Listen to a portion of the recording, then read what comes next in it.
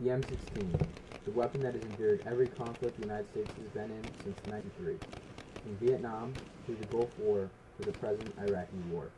Replacing the M14, it has evolved and changed, but has consistently been there since deployment into the jungles of Vietnam. The M16 can be considered a great success in the United States military, as it is still being produced, improved, and implemented into our nation's army. The M16 can be classified as a physical and man-made. Shown here is a system boundary diagram for the evolution of the M16 rifle. The inputs are from both the United States military, its advisors, and the soldiers actually using the weapons. The inputs include the M14, which was used as a basis, as well as the new requirements set forth by the military. These inputs produced the first original model of the M16. It was lighter than the M14, air-cooled, gas-operated, and magazine-fed. After going through the internal feedback of a rifle, which includes a jam, the specified tasks, the accuracy of the weapon, and the overheating, it then took external feedback, which included soldier user feedback, AARs, and test trial surveys. The original came back and improved with the addition of a bolt assist, chrome-plated bore, and a 30-round magazine.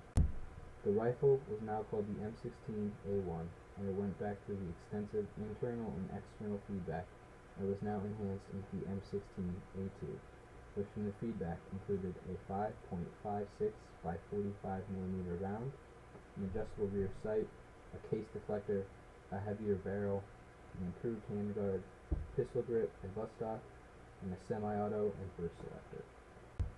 This subsystem then led to the final touch-up, which resulted in the M16A4, which had both a removable carrying handle and Picatinny rail for optics.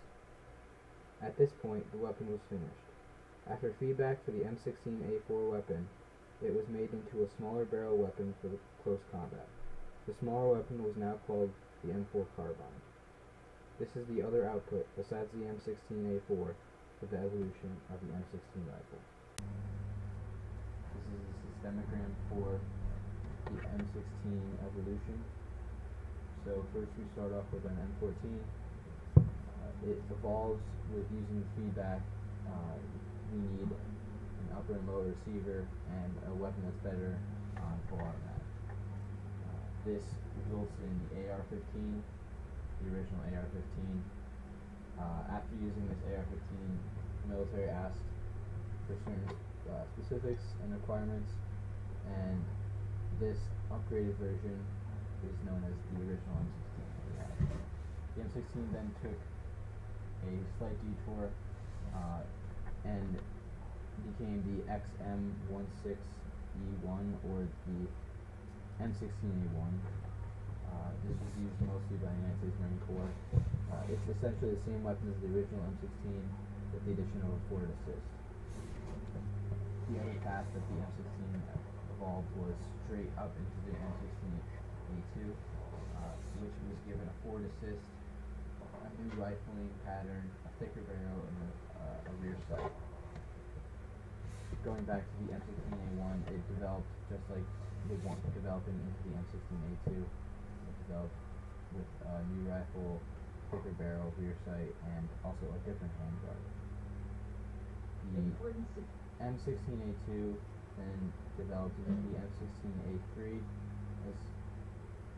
Was different was because of the select fire variant, that is the safe semi-automatic and automatic different firing systems, as well as developing into the M16A4, which had a removable carrying handle and a Picatinny rail, which after that the M16 then developed into the M4 carbine, which is the one most notable and used today, and that is used because it has a shorter barrel, which is good for close combat. The M16 is a great example of a white box system. The weapon system is not a terribly complex design, and all the subsystems can be seen in the following demonstration. The beta system of the M16 is the actual full working weapon itself. The M16 can be basically broken down into two separate subsystems, the upper and lower receiver. Because the system is a white box, we can see and understand the system. First, within the upper receiver subsystem, we can see an element which is a bolt. This subsystem works with the gas reloading system. After a shot, the gas expelled then pushes the bolt back, as seen here, ejecting the shell and leaving room for the next round. At this point, the subsystems associated with the lower receiver are incorporated. The trigger, when pulled, shoots the firing pin into the end of the bullet, shooting around and releasing the gas that pushes the bolt back. When the bolt is back, the magazine and ammo feed then pushes the next round up into the chamber, where it is set by the bolt, restarting the process. The M16 had a rapid evolution. It started in 1964 with the original M16, where it fired a 20-round magazine, and it was adopted in large numbers by the U.S. Air Force in Vietnam.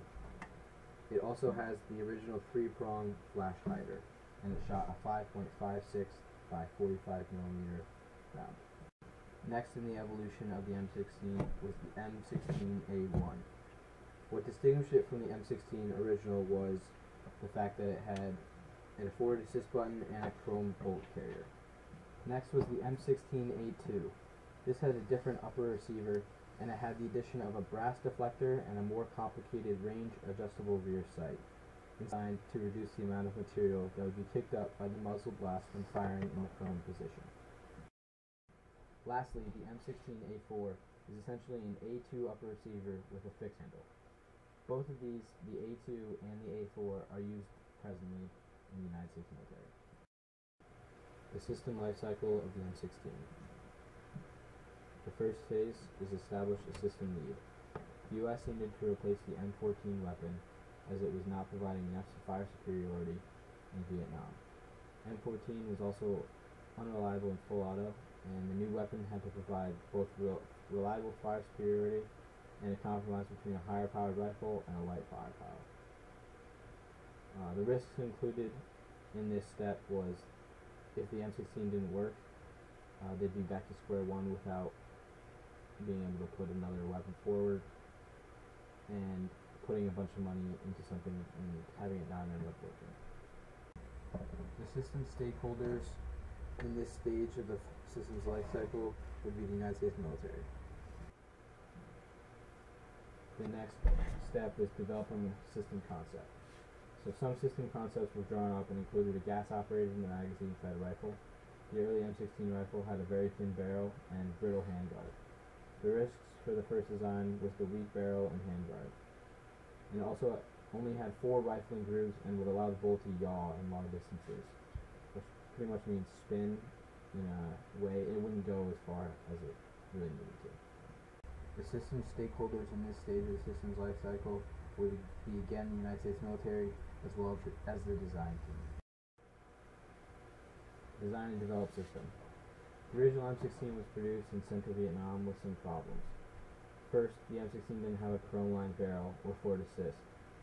This gave it problems in the jungle when there's dirt and water and a lot of moisture. It would jam up and it would leave soldiers without any way to defend themselves. And the soldiers weren't given any cleaning supplies, which also led to the deaths of many. The M16A1 was given both a chrome-lined barrel and a forward assist, and was equipped with cleaning supplies and a comic book that showed directions on cleaning. The stakeholders would be the soldiers in the field as well as the designers.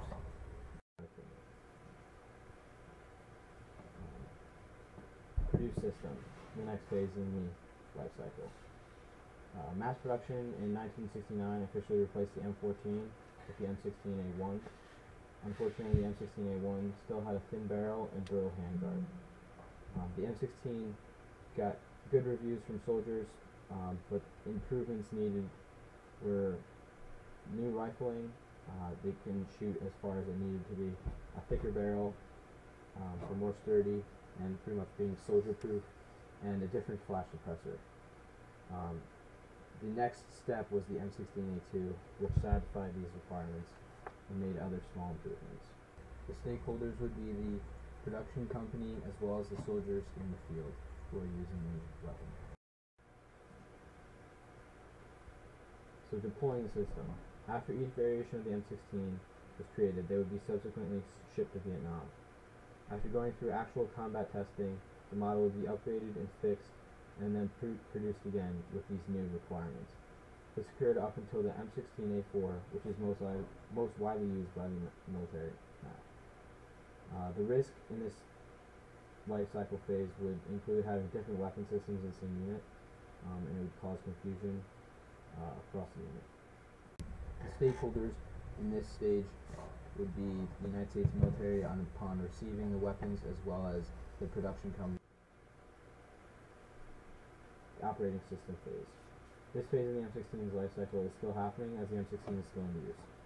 There have been some advancements which include a new model, the M4 carbine, which is a smaller, shorter barrel that the M16A4 used for urban areas. A risk in this phase would be that the M16 could be used less and less, and therefore not able to be changed or advanced. The stakeholders in this stage would include the soldiers who are actually fighting with the weapons given to them. And finally, retiring the system.